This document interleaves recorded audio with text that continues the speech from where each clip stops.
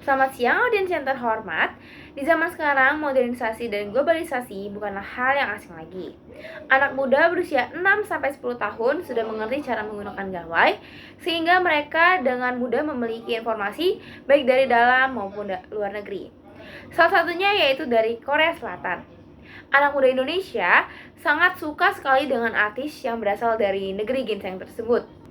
Kesukaan mereka akan hal ini membuat mereka menciptakan dunia di mana kita dapat menjadi artis atau idola yang kita sukai, atau bisa kita sebut juga sebagai roleplay. Namun, tak hanya anak berusia 6-10 tahun saja, remaja pun bahkan ada yang bermain permainan ini. Nah, maka dari itu, persilakan saya dari Felicia untuk menjelaskan lebih lanjut mengenai hal ini.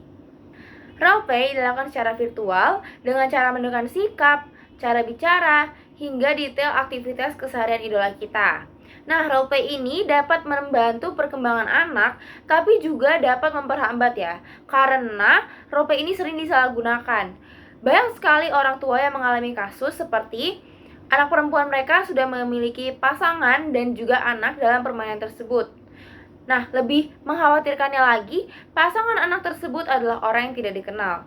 Namun bukan berarti kalau pasangan tersebut adalah orang yang dikenal dan hal itu diwajarkan. Tidak begitu juga. Contoh dampak negatif lainnya dari roleplay ini adalah yang pertama, anak bisa saja membicarakan hal yang vulgar.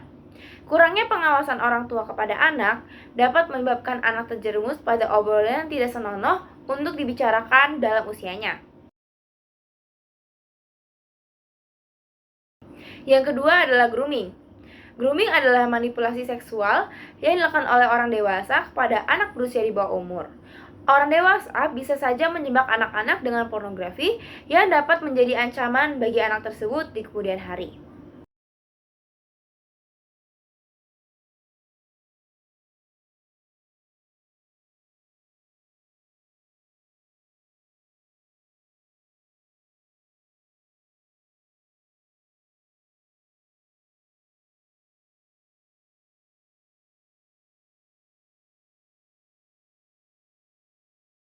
Yang ketiga adalah menjadi target untuk dibully.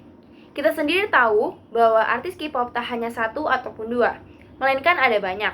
Nah, anak-anak bisa saja menjadi target untuk dibully akibat perang antar idola. Hal ini dapat menyebabkan anak trauma dan proses perkembangannya menjadi tidak berjalan dengan lancar.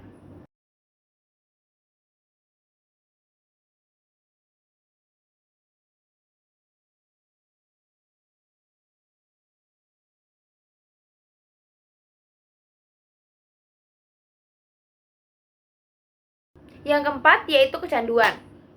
Sekali bermain roleplay, kita seperti terikat di dalamnya. Susah sekali untuk keluar dalam permainan ini. Akibatnya, anak-anak bisa saja menjadi kecanduan bermain roleplay dan juga gawai. Nah, kecanduan ini sudah saya pernah alami karena waktu itu saya pernah bermain roleplay pada tahun 2017. Susah sekali untuk keluar dalam dunia ini karena kita mempunyai banyak teman sehingga kita tidak ingin meninggalkan dunia tersebut.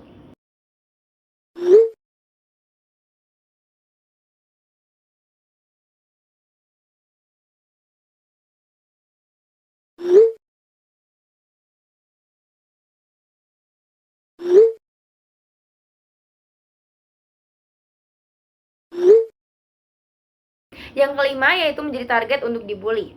Orang dewasa kerap kali melakukan penipuan kepada anak kecil karena menganggap anak kecil itu tidak mengerti apa-apa. Mereka melakukan penipuan dengan embel-embel merchandise idolanya. Akibatnya anak kecil percaya dan akhirnya terjadilah penipuan.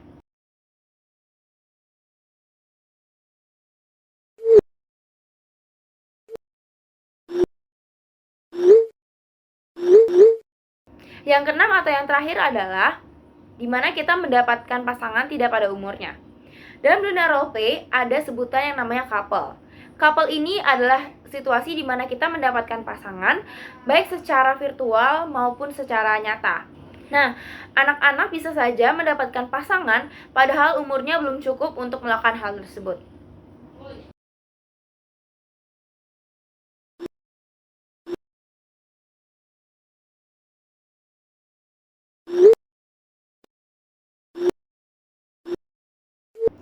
Walaupun roleplay memiliki dampak negatif, tidak bisa kita sanggah juga roleplay memiliki dampak positifnya. Anak-anak bisa saja menyalurkan hobinya bila bermain roleplay secara benar. Lalu anak-anak juga bisa mendapatkan teman dan tidak merasa kesepian. Dan anak-anak juga bisa lebih kreatif karena roleplay adalah permainan yang interaktif dan juga kreatif. Dari penjelasan di atas, dapat kita simpulkan bahwa roleplay ini bisa membantu dan juga memperhambat pertumbuhan anak sekaligus. Anak-anak boleh saja memainkan permainan ini asal masih berada dalam ranah yang positif dan juga masih diawasi oleh orang tua.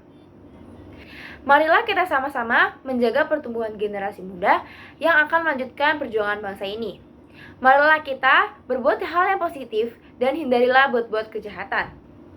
Akhir kata dari saya, mohon maaf bila ada kata yang kurang berkenan, dan terima kasih atas perhatiannya.